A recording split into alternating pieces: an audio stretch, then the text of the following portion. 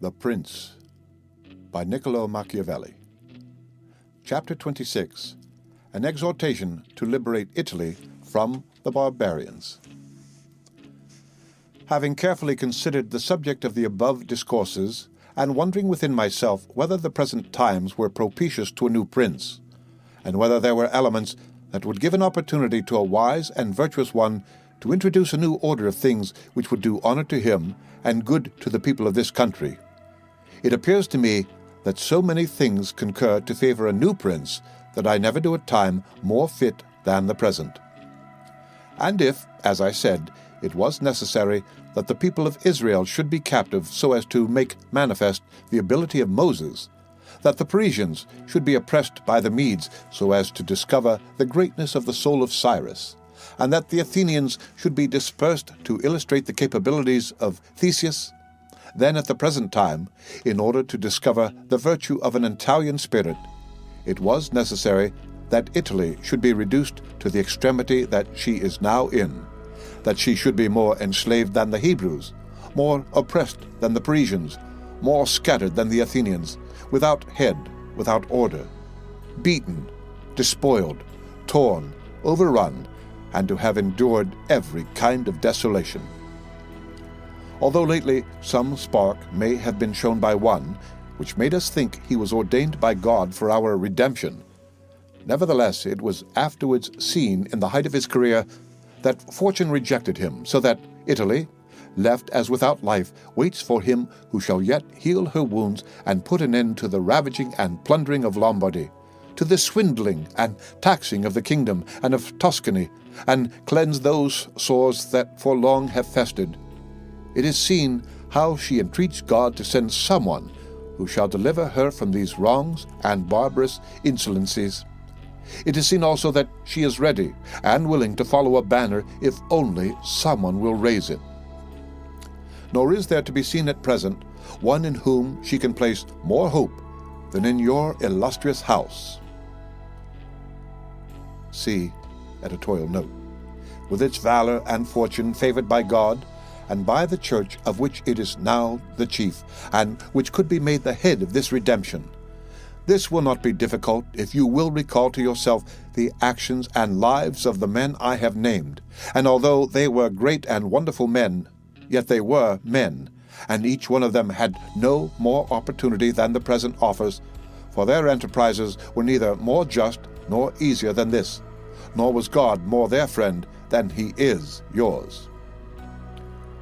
Editorial note. This refers to Giuliano de' Medici.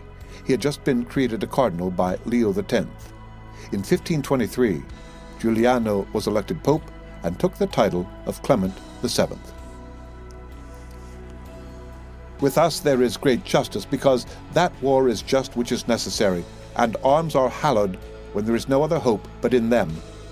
Here there is the greatest willingness, and where the willingness is great, the difficulties cannot be great if you will only follow those men to whom I have directed your attention. Further than this, how extraordinarily the ways of God have been manifested beyond example. The sea is divided.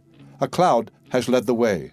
The rock has poured forth water. It has rained manna. Everything has contributed to your greatness. You ought to do the rest. God is not willing to do everything, and thus take away our free will and that share of glory which belongs to us. And it is not to be wondered at if none of the above-named Italians have been able to accomplish all that is expected from your illustrious house. And if, in so many revolutions in Italy, and in so many campaigns, it has always appeared as if military virtue were exhausted, this has happened because the old order of things was not good, and none of us have known how to find a new one. And nothing honors a man more than to establish new laws and new ordinances when he himself was newly risen. Such things, when they are well-founded and dignified, will make him revered and admired, and in Italy there are not wanting opportunities to bring such into use in every form.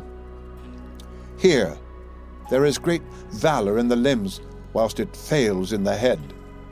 Look attentively at the duels and the hand-to-hand combats, how superior the Italians are in strength, dexterity, and subtlety.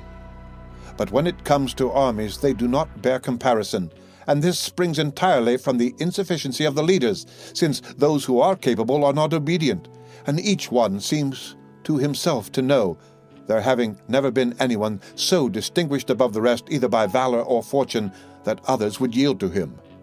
Hence it is that for so long a time and during so much fighting in the past 20 years, whenever there has been an army wholly Italian, it has always given a poor account of itself. The first witness to this is El Taro, afterwards Alessandria, Capua, Genoa, Vaila, Bologna, Mestre. If, therefore, your illustrious house wishes to follow those remarkable men who have redeemed their country, it is necessary before all things, as a true foundation for every enterprise, to be provided with your own forces, because there can be no more faithful, truer, or better soldiers. And although singly they are good, altogether they will be much better when they find themselves commanded by their prince, honored by him, and maintained at his expense.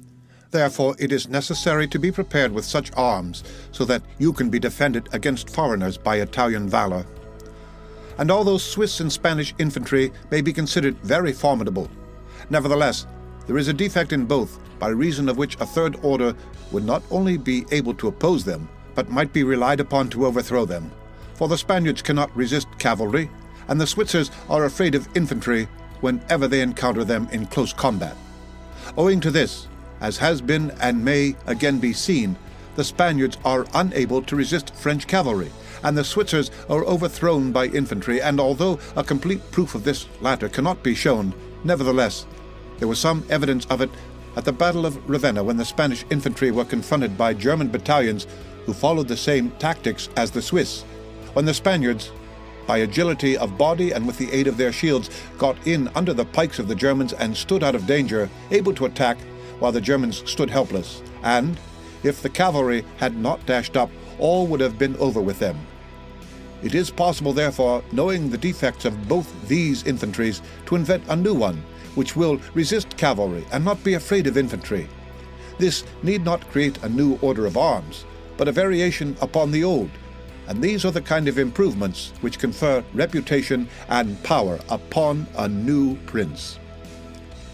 This opportunity, therefore, ought not to be allowed to pass for letting Italy at last see her liberator appear. Nor can one express the love with which he would be received in all those provinces which have suffered so much from these foreign scourings. With what thirst for revenge, with what stubborn faith, with what devotion, with what tears. What door would be closed to him? Who would refuse obedience to him? What envy would hinder him? What Italian would refuse him homage? To all of us this barbarous dominion stinks. Let, therefore, your illustrious house take up this charge with that courage and hope with which all just enterprises are undertaken, so that, under its standard, our native country may be ennobled, and under its auspices may be verified that saying of Petrarch, Virtu contro al forare. Prendere l'uomo, e fie il combatte corto, che l'antico valore negli Italici quo non I ancor morto. Virtue against fury shall advance the fight, and it in the combat shall soon put to flight, for the old Rome valor is not dead, nor in the Italians' breasts extinguished. The end of chapter 26, and the end of The Prince by Niccolo Machiavelli.